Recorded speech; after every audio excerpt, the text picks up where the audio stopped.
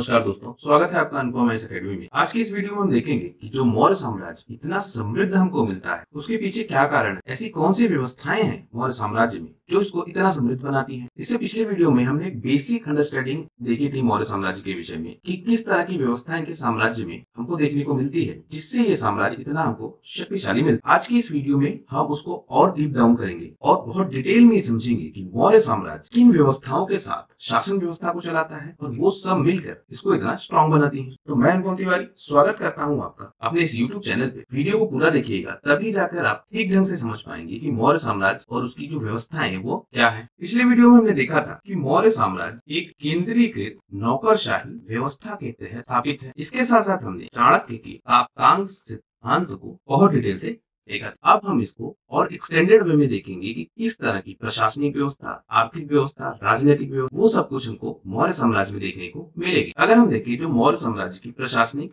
व्यवस्था है उसका ज्ञान हमको मिलेगा कहाँ से, तो अर्थशास्त्र, यूनानी लेख और अशोक के अभिलेख, ये सब कुछ हमको मौर्य साम्राज्य की प्रशासनिक व्यवस्था के विषय में बताते हैं। इनमें जो तथ्य लिखे होंगे उनको हम एक दूसरे से वेरीफाई करेंगे और अंत में जो निचोड़ निकलेगा उसी को हम सत्य मानेंगे। इनमें कुछ में आपको थोड़ा बहुत अंतर मिल सकता है, हो सकता है अर्थशास्त्र में कोई अलग बात लिखी हो, यूनानी लेखक उसको थोड़ा सा डिफर वे में लिखा रहे हो और अशोक के शिलालेख किसी अन्य बात को कह रहे हो। तीनों को मिला के जो निचोड़ हमको मिलेगा उससे हम ये जान पाएंगे कि मौर्य साम्राज्य की प्रशासनिक व्यवस्था क्या है। हम देखते हैं कि जो इनकी प्रशासनिक व्यवस्था है वो कई अंगों में विभाजित है। एक तथ्य हमने देखा था क्षत्रप व्यवस्था, उस व्यवस्था का प्रभाव कहीं न कहीं मौर्य साम्राज्य पर देखने को हमको मिलेगा। अब जो ये प्रशासनिक क्षेत्र है, पूरा प्रशासनिक क्षेत्र मौर्य साम्राज्य का, इसको इन्होंने भागों में बांट दिया और प्रत्येक भाग को क्या कहते हैं, अंग कहते हैं। अब इस अंग का जो राजा होगा या कंट्रोल करने वाला व्यक्ति होगा वो डायरेक्टली कनेक्टेड होगा राज परिवार। जैसे आपने अशोक के विषय में देखा था कि उज्जैन का शासन उसको मिला हुआ था, तो राज परिवार का सदस्य राजकुमार हर अंग पे डायरेक्ट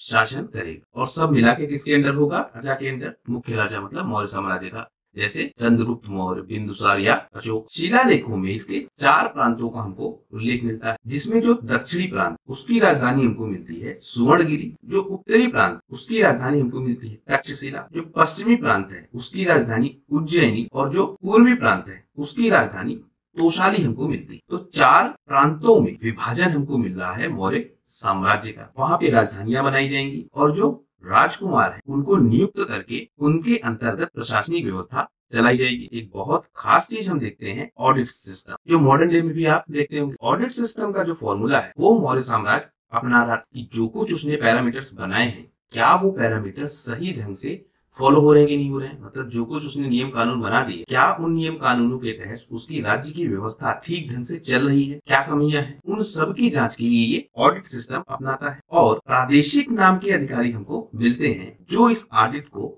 कंडक्ट करते हैं या पूरा करवाते हैं। ऑडिट हर 5 साल में होगा और इसके तहत साम्राज्य का दौरा किया जाएगा, मतलब पूरे साम्राज्य को देखा जाएगा। फिर प्रांतीय प्रशासन को भी चेक किया जाएगा। तो एक पूरे साम्राज्य का दौरा होगा। 2 चीजें हैं, ध्यान रखिए आप, एक साम्राज्य के स्तर पर प्लस प्रांत के स्तर पर, दोनों स्तरों पर ये चेक किया जाएगा कि जो व्यवस्था है वो किस ढंग से चल रही है। एक हमको न्यायिक अधिकारी मिलेगा जिसे कहेंगे राजू। ये जो नाम मिल रहे हैं आपको, इन नामों को आप ध्यान रखिएगा। जैसे यहाँ पे राजू, यहाँ पे प्रादेशिक, अंग, तो इनसे संबंधित प्रश्न पूछे जाते हैं। अगर आप प्रीवियस ईयर के क्वेश्चन पेपर उठा के देखें तो इसी तरह के शब्द इस्तेमाल करके आपसे पूछ लेगा कि ये किसका अधिकारी है या इसका कार्य क्या है। तो न्यायिक अधिकारी हमको मिलता है राजू, जो काम करेगा शहरी और ग्रामीण दोनों क्षेत्रों की न्यायिक व्यवस्था को ये देखेगा। इसके साथ साथ इसको एक एडिशनल काम भी दिया गया है कि ये राजस्व का मूल्यांकन भी करेगा। व्यापार के विकास के लिए अलग अलग प्रयास करेंगे मौर्य साम्राज्य के लोग या मौर्य साम्राज्य की प्रशासनिक व्यवस्था। जैसे जो उत्तर पश्चिम के क्षेत्र है उनमें व्यापार को बढ़ाने का प्रयास किया जाएगा और इसमें अशोक का नाम हमको सबसे प्रमुख मिलता है। इसने जो हेलेनिस्टिक राज्य है उत्तर पश्चिम के, उनमें अपने मिशन भेजे। अब देखिए 2-3 चीजें आप और समझिए। सबसे पहले राज्य स्थापित करेगा चंद्रगुप्त मौर्य, आगे बढ़ाएगा बिंदुसार और फिर अंत में आ रहा है अशोक। ये साम्राज्य स्थापना करेगा, ये उसका निर्वहन करेगा और ये क्या करेगा, उन्नति करेगा। जो व्यक्ति स्थापना करेगा वो कौन है, चंद्रगुप्त मौर्य, और विकास जो करेगा वो व्यक्ति है अशोक। स्थापना के समय जो इनोवेशन है वो आप बहुत ज्यादा नहीं देखेंगे, लेकिन विकास के समय, डेवलपमेंट के समय, या हम कहें अशोक के समय बहुत ज्यादा इनोवेशन आप देखेंगे। अशोक हर तरह की नीतियां बनाएगा जिससे जो पूरा ओवरऑल स्ट्रक्चर है मौर्य साम्राज्य का उसको स्ट्रॉन्ग किया जा सके। तो अशोक उत्तर पश्चिम में अपने मिशन भेज रहा है। सेल्यूकस के साथ मौर्य संबंध हम पहले देख चुके हैं कि सेल्यूकस निकेटर का संबंध चंद्रगुप्त मौर्य से दिखता है और इसकी जो बेटी है हेलेना उसका विवाह होता है किससे? चंद्रगुप्त मौर्य से। जो शासक हैं अन्य क्षेत्रों के उनके साथ राजनयिक आदान प्रदान भी हो रहा है। इसमें हमने नाम देखा था मेघस्थनीज का जो एक राजनयिक के रूप में आता है चंद्रगुप्त मौर्य के दरबार में। हम जब शिलालेखों को देखते हैं तो यूनान के जो कई राजा हैं जिनसे संबंध स्थापित होता है मौर्य साम्राज्य का, उसमें हमको आमतियोग, तुलमैया के राजा, अनीतिका, मेघ, अलिक्य, सुदला, इन सब का नाम हमको मिलता है कि इनसे मौर्य साम्राज्य का व्यावसायिक संबंध है या राजनयिक संबंध स्थापित। सीरिया के एंटीओकस, मिस्र के टामली द्वितीय, मैसिडोनिया के एंटीगोनाटस, सीरीन के मैगास, एरिपस के अलेक्जेंडर, इन सब से व्यावसायिक संबंध स्थापित हुए हमको दिख रहे हैं। दूसरा जो हमको सबसे बड़ा प्रभाव दिखेगा अशोक की धम्म नीति जो बुद्ध की शिक्षाओं का प्रचार प्रसार करेगी इन क्षेत्रों में। हमने देखा था कि जो श्रीलंका का क्षेत्र है वहाँ पे अपने पुत्र और पुत्री को भेजता है कौन? अशोक, बौद्ध धर्म का प्रचार प्रसार करने के लिए। जो विदेशी अभियान है वो चलाए जाएंगे इस धम्म की शिक्षा को प्रसारित करने के लिए, या हम कहें कि बौद्ध धर्म की शिक्षाओं को प्रसारित करने के लिए अलग अलग नीतियां चलेगी। इनसे भी व्यापार का विकास होगा। मौर्य साम्राज्य की जो प्रशासनिक व्यवस्था है वो हमको त्रिस्तरीय मिलती है। आज की जो प्रशासनिक व्यवस्था है मॉडर्न डे की वो भी आपको 3 लेयर में मिलती है। एक केंद्र के स्तर पर, फिर राज्य के स्तर पर और फिर स्थानीय प्रशासन, जिसमें आपको नगर पालिका, ग्राम सभा ये सब कुछ देखने को मिलेगा। तो केंद्र के स्तर पर, राज्य के स्तर पर और स्थानीय स्तर पर 3 स्तर का प्रशासन आज की डेट में भी चल रहा है। मौर्य साम्राज्य के दौरान हम यही चीज देखेंगे कि त्रिस्तरीय प्रशासनिक व्यवस्था हमको मिलेगी, जिसमें एक केंद्रीय प्रशासन है जिसमें राजा होगा और मंत्री परिषद होंगे। आज भी देखिए राजा को आप रिप्लेस कर दीजिए प्रधानमंत्री से और मंत्री परिषद ही है। तो इस तरह की केंद्रीय प्रशासनिक व्यवस्था है मौर्य साम्राज्य में। दूसरा स्तर आएगा शहरी प्रशासन का और तीसरा स्तर आएगा जिला तथा ग्राम स्तरीय प्रशासन का। तो 3 लेयर में मौर्य साम्राज्य की प्रशासनिक व्यवस्था चल रही है। अब जो आपका राजा होगा ये क्या क्या काम करेगा? अर्थशास्त्र में अगर हम देखें तो इस राजा को प्रशासन का मुख्य केंद्र माना गया है और इस राजा के पास अमात्य या मंत्रियों को नियुक्त करने और उसको हटाने की शक्ति है। राजकोष की रक्षा करना, प्रजा की सुरक्षा करना, लोगों का कल्याण व देखभाल करना, अपराधियों को दंड देना, ये सारे कार्य राजा के पास। और एक खास चीज जो है कि राजा अपनी स्वयं की नैतिकता के बल पर अपनी प्रजा को प्रभावित करे, जिसमें हमको अशोक सबसे फेमस दिखे कि ये ऐसी नीतियां बनाएगा और खुद इतना एथिक होगा कि जनता इससे प्रभावित होगी। अर्थशास्त्र में एक बात लिखी गई है कि यदि कोई शास्त्रीय निर्देश यानी जो शास्त्रों में लिखा है, यदि वो निर्देश राजा के निर्णय से भिन्न है तो राजा का निर्णय ही अंतिम होगा। अब ऐसा क्यों हो रहा होगा? शास्त्र जब लिखे जाएंगे तो वो किसी न किसी समय काल में लिखे जाएंगे और ज्यादा फोकस हमको उस समय काल में दिखेंगे। तो नियम भी कैसे होंगे? उसी समय। अब राजा क्या करेगा? राजा को जिन समस्याओं का सामना करना है वो क्या होंगी? तात्कालिक, और इसलिए राजा को समय के अनुसार निर्णय लेना पड़ेगा। इसी वजह से अर्थशास्त्र में ये बात कही जा रही है कि यदि शास्त्रीय निर्देश अलग हैं, फिर भी अंत में राजा के निर्णय को माना जाएगा। ग्रंथों में राजा के कुछ गुण दिए गए हैं कि एक राजा को कैसा होना चाहिए। इसमें एक खास चीज आप देखिए, उच्च परिवार में जन्म। अब इसको आप जाति पे भी ले सकते हैं, वर्ण में भी ले सकते हैं या आर्थिक रूप से भी उच्च मान सकते हैं, क्योंकि जब आपका मौर्य साम्राज्य ये क्षत्रिय है या नहीं है इस पे अपने आप में क्वेश्चन मार्क। और ज्यादा सबूत हमको ये मिलते हैं कि ये क्षत्रिय वंश से संबंधित नहीं है डायरेक्टली, लेकिन जो सामान्य ग्रंथों में लिखा गया है कि एक राजा के क्या क्या गुण होने चाहिए उसका पालन भी यहाँ दिखेगा कि राजा का जन्म उच्च परिवार में हो या राजा वो व्यक्ति बने जिसका जन्म उच्च परिवार में हो। इसमें क्षमता हो कि ये अपने अधिकारियों को, अपने अधीनस्थ राजाओं को नियंत्रित कर सके, उनसे अपनी इच्छा अनुसार कार्य करवा सके। तेज बुद्धि का व्यक्ति हो तभी इसमें ये क्षमता होगी। सत्यवादिता, राजा सच बोले, झूठ ना बोले राजा। धर्म का पालन करने वाला हो, एक अच्छा योद्धा हो राजा। आर्थिक रूप से संपन्न हो राजा। हमने जब बात की थी साप्तांग सिद्धांत में कोष की, तो चाणक्य यहाँ क्या कहते हैं कि अगर आपके पास कोष नहीं है तो हो सकता है आप सेना रख लें, लेकिन उस सेना की जो निष्ठा है वो हमेशा क्वेश्चनेबल रहेगी कि वो आपके प्रति समर्पित होगी या नहीं होगी, ये तय नहीं किया जा सकता है। इसलिए राजा का आर्थिक रूप से संपन्न होना बहुत आवश्यक। और लेखन या लिपि कला में उसे परिपूर्ण होना चाहिए, मतलब राजा पढ़ा लिखा होना चाहिए। ऐसी बात यहाँ की जा रही। और चीज देखें हम राजा के विषय में, कुछ अन्य शर्तें भी हैं, जैसे उसको सभी मामलों बराबर ध्यान देना चाहिए, सुधारात्मक उपाय करने चाहिए। हमेशा ऐसा इनोवेटिव व्यक्ति राजा बने जो प्रशासनिक व्यवस्था में, राजनीतिक व्यवस्था में, आर्थिक व्यवस्था में, सामाजिक व्यवस्था में अपने इनोवेशन के माध्यम से सुधार करे। राजा को सतर्क होना चाहिए और सक्रिय राजा होना चाहिए। अक्रिय राजा क्रिय कर्म करेगा, मतलब आलसी राजा आलसी व्यवहार करेगा, और जब राजा आलसी होगा तो प्रजा भी आलसी होगी। ऐसा वर्णन हमको सप्तांग सिद्धांत में भी मिल रहा। तो यहाँ भी राजा के लिए जो शर्तें हैं वो बताई जा रही हैं। कर्तव्यों का निर्वहन करने वाला व्यक्ति होना चाहिए, और एक खास चीज एक्सेसिबिलिटी उस राजा की वो सुलभ, वो चाहे उसके सलाहकार हो चाहे उसके अधिकारी, वो आसानी के साथ राजा से मिल सके, अपनी बात को राजा के सामने रख सके, ये चीज उपलब्ध होनी चाहिए। मेघस्तनीज का एक वर्णन हम देखें कि मगध में जितने भी राजा हो रहे हैं मौर्य साम्राज्य, वो सब के सब इन आदर्शों के द्वारा ही राजा बनेंगे, या इन शर्तों के द्वारा ही राजा बनेंगे। राजा बनने की जो मूलभूत शर्तें उनको मगध के राजा पूरा करते हुए दिखेंगे।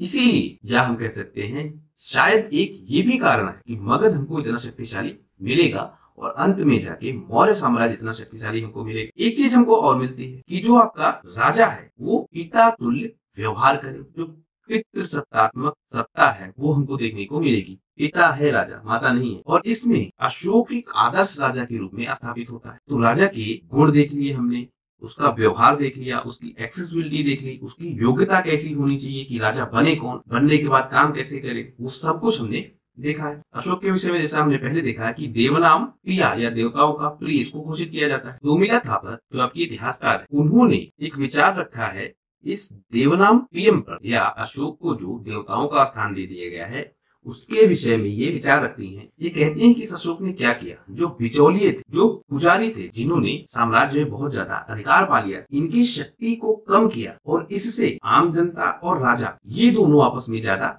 कनेक्ट हो गए। इसी की वजह से दिव्य शक्ति के रूप में राजा को पूजा जाने लगा, या राजा को देवताओं के समान माना जाने लगा, या हम कहे अशोक को लोगों ने देवता मान लिया। अब ये रोमिला थापर का विचार है। इसमें एक चीज आप समझिए मॉडर्न डे के लिए कि जो आपका प्रशासन है प्लस जो आपका जनता है, इन दोनों के बीच सामंजस्य जितना ज्यादा हो, प्रशासनिक व्यवस्था उतनी ही अच्छी हमको देखने को मिलेगी। और ये हम कहाँ से सीख रहे हैं? अशोक के काल से। इसीलिए आप देखेंगे भारतीय प्रशासनिक व्यवस्था में अशोक एक आदर्श के रूप में आपको सब जगह मिलेंगे, चाहे वो चिन्हों की बात हो, चाहे विचारों की बात, उन सब में हमको अशोक का प्रभाव दिखेगा। मंत्री परिषद के लिए भी नियम कानून है, और अर्थशास्त्र तथा अशोक के जो ग्रंथ हैं उनमें इनका उल्लेख हमको मिल रहा है। अर्थशास्त्र ये कहता है कि यदि किसी राज्य में मंत्री परिषद नहीं है तो उनके बिना राज्य चल सके, ये हमको काफी कठिन मिलेगा। जो अशोक का शिलालेख 3 है, इनमें मंत्री परिषद का कार्य बताया गया है कि ये लोग जो विभिन्न श्रेणी के प्रशासनिक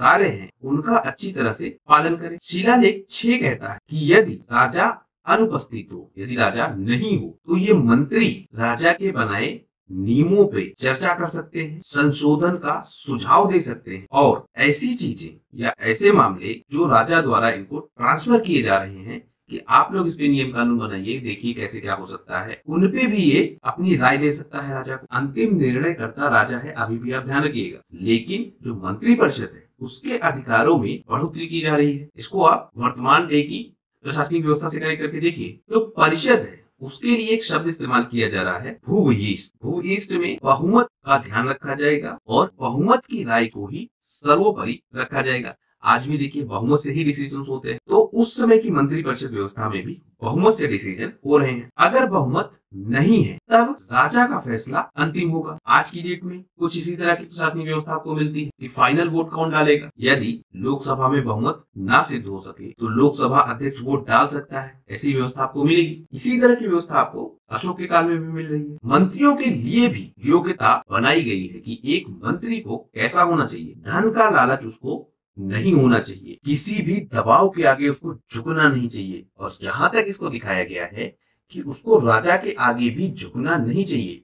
अगर वो बात सही है तो उसको अपनी बात पर टिका रहना चाहिए, अपने पक्ष में तर्क उसको राजा को देने चाहिए, और राजा को उसके निर्णयों को या उसकी बातों को ठीक से सुनना चाहिए, उसके तर्कों को ठीक से सुनना चाहिए, उसके बाद डिसीजन लेना ठीक होगा। ये हमको मिल रहा है। और जो आपका ये मंत्री है वो सर्वपद शुद्ध होना चाहिए, अर्थात सभी से शुद्ध होना चाहिए। कैसे? मान लेते हैं ये 10 मंत्रियों की आपके पास लिस्ट है। अब इस 10 मंत्रियों में कौन ज्यादा शुद्ध है? शुद्ध का मतलब आपराधिक रिकॉर्ड या उसके कर्म, ये सब कुछ भी हमको जांचना चाहिए जब हम मंत्रियों की नियुक्ति करें। तो जो सबसे शुद्ध हो उनकी नियुक्ति हमको करनी चाहिए।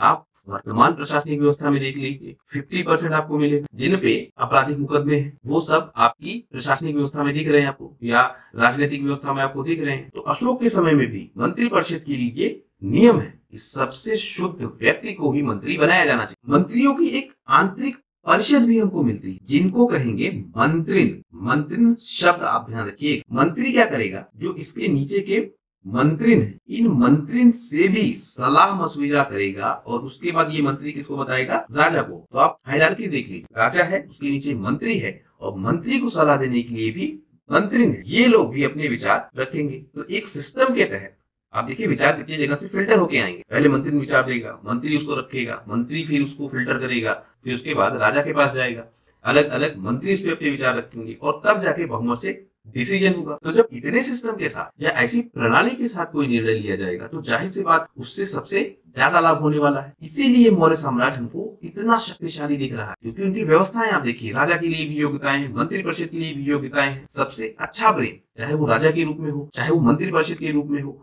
वो दोनों कलेक्ट हो रहा है एक साथ। सबसे योग्य राजा, सबसे योग्य मंत्री, दोनों एक साथ कनेक्ट हो रहे हैं। और जब ये कनेक्शन मिलेगा तब प्रशासनिक व्यवस्था जो बनेगी या साम्राज्य की आर्थिक स्थिति जो बनेगी वो बहुत मजबूत बनेगी, जो हमको दिख रही है मौर्य साम्राज्य के साथ। और उसके कारण हम समझ पा रहे हैं। एक और खास चीज है जासूसी व्यवस्था, जो इस मौर्य साम्राज्य में हमको बहुत अच्छे से स्टैब्लिश दिख रही है। अर्थशास्त्र में इसका हमको एक उल्लेख मिलता है जो डिटेल इंफॉर्मेशन देता है जासूसी व्यवस्था के बारे में। ये कहते हैं कि 2 प्रकार के जासूस होंगे, एक स्थिर जासूस या संस्थागत जासूस, दूसरा घुमत्तू जासूस या संचार के जासूस। जो आपके स्थिर जासूस हैं, जो किसी स्थान विशेष पर रह गए सूचना क्या करेंगे? कलेक्ट करेंगे, और इस सूचना को जो आपके घुमत्तू हैं वो क्या करेंगे? संस्थाओं तक पहुंचाएंगे। तो 2 तरह के हमको जासूस मिल रहे हैं। जासूसों के उपभाग हमको मिलते हैं और 9 भागों में इनको विभाजित किया जाता है। एक व्यक्ति हमको मिलता है समाहर्ता। समाहर्ता और सन्निधाता, ये 2 तथ्य हैं जो आप ध्यान रखेंगे। ये करेक्ट मिलेंगे ज्यादा आपको इकोनॉमी से, लेकिन जासूसी व्यवस्था में भी इनका कनेक्शन है। कैसे? समाहर्ता क्या करेगा? ये हमको गुप्त सेवा का प्रमुख मिलेगा। मुख्य काम इसका क्या है? राजस्व संग्रह का काम। लेकिन ये समाहर्ता गुप्त सेवा का भी प्रमुख हमको मिलेगा।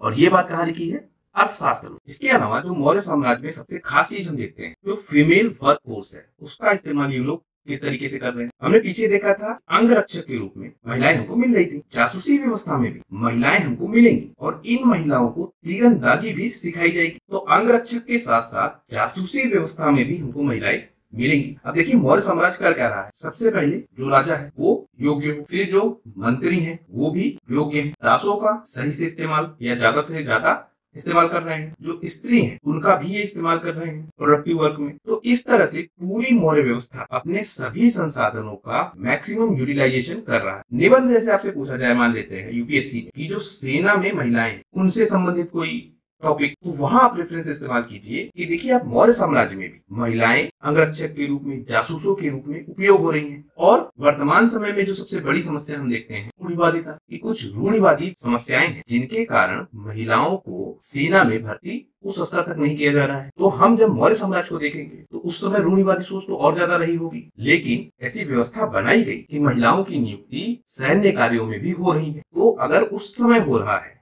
तो हम वर्तमान समय में ऐसी व्यवस्थाएं क्यों नहीं बना सकते हैं जिससे इनका उपयोग किया जा सके, मतलब ह्यूमन रिसोर्स का इस्तेमाल मैक्सिमम प्रोडक्टिविटी में किया जा सके। तो इस तरह के रेफरेंसेस हम इस्तेमाल कर सकते हैं मौर्य साम्राज्य का वर्तमान समय में भी। अब जो आपके जासूस है इनके काम क्या क्या है? ये मंत्रियों पर भी नजर रखेंगे, जो सरकारी अधिकारी हैं उन पर भी नजर रखेंगे। तो मंत्री और सरकारी अधिकारी ये ठीक ढंग से काम करें, इन पे भी नजर रखने का काम जासूसों को मिला हुआ है। उसके साथ साथ जो सामान्य नागरिक और उनके विचार है, जो साम्राज्य के बारे में वो सोच रहे हैं या प्रशासनिक व्यवस्था के बारे में वो जो विचार रख रहे हैं, उन पर भी ये लोग कंट्रोल करेंगे। उनको भी ये लोग देखेंगे कि किस तरह की विचारधाराएं समाज में है। उसके अलावा जो विदेशी राजा है उनके रहस्यों को भी जानने का ये लोग कार्य करेंगे। तो इस तरह से जासूसों का मैक्सिमम यूटिलाइजेशन हो रहा है। और सबसे खास चीज, जासूस जो भी सूचना एकत्र करेंगे उसकी सीधी सूचना किसको देंगे? राजा को। मतलब बीच में मीडिएटर नहीं है कोई, सीधा राजा इनसे इंफॉर्मेशन कलेक्ट कर रहा है। शहरी प्रशासन को अगर हम देखें तो मेघस्तनीज ने जो अपने विवरण दिए हैं पाटलिपुत्र के विषय में, जिसे कहते हैं पालीबोथरा, तो इसके विषय में इसने कई सारे एग्जाम्पल दिए हैं, कई सारे रेफरेंसेस दिए हुए हैं अपनी पुस्तक। हमको मिलता है कि जो नगर है वो पहली बात नगर परिषद के द्वारा कंट्रोल हो रहा है, और नगर परिषद उप परिषदों में या हम कहें समितियों में विभाजित किया गया है। तो आप देखिए एक स्ट्रक्चर बनाया जा रहा है। हर समिति में, जितनी ये उप समिति, उस हर समिति में 5-5 सदस्य हैं। जो पहली समिति है वो उद्योग और शिल्प की देखभाल करेगी, मजदूरी वेतन का कार्य करेगी। जो दूसरी समिति है वो विदेशियों की देखभाल करेगी। तीसरी समिति जन्म और मृत्यु पंजीकरण का कार्य करेगी। चौथी समिति व्यापार और वाणिज्य की देखभाल करेगी। सही नाप, सही तौल, बाजारों का निरीक्षण, ये सारे कार्य चौथी समिति करेगी। पांचवी समिति निर्मित वस्तुओं का निरीक्षण करेगी। बिक्री के जो प्रावधान है उनका निरीक्षण करेगी, गुणवत्ता को चेक करेगी, कीमत को चेक करेगी। ये सब कुछ कौन कर रहा है? पांचवी समिति। और जो छठी समिति वो कर एकत्र का कार्य करेगी, और कर जो टैक्स की मिलेगी वो 1/10 हमको मिलेगी। तो आप देखिए नगर को एक स्ट्रक्चर्ड वे में कंट्रोल किया जा रहा है, सारी व्यवस्थाएं स्थापित की जा रही है परिषदों के माध्यम से। फिर हम देखते हैं जो इनकी प्रशासनिक व्यवस्था है उसमें अर्थशास्त्र कहता है कि ये समितियां नहीं है। मतलब जिस तरह की समितियां बात करते हैं मेघस्तनीज, उस तरह की समितियों की बात अर्थशास्त्र नहीं करता है।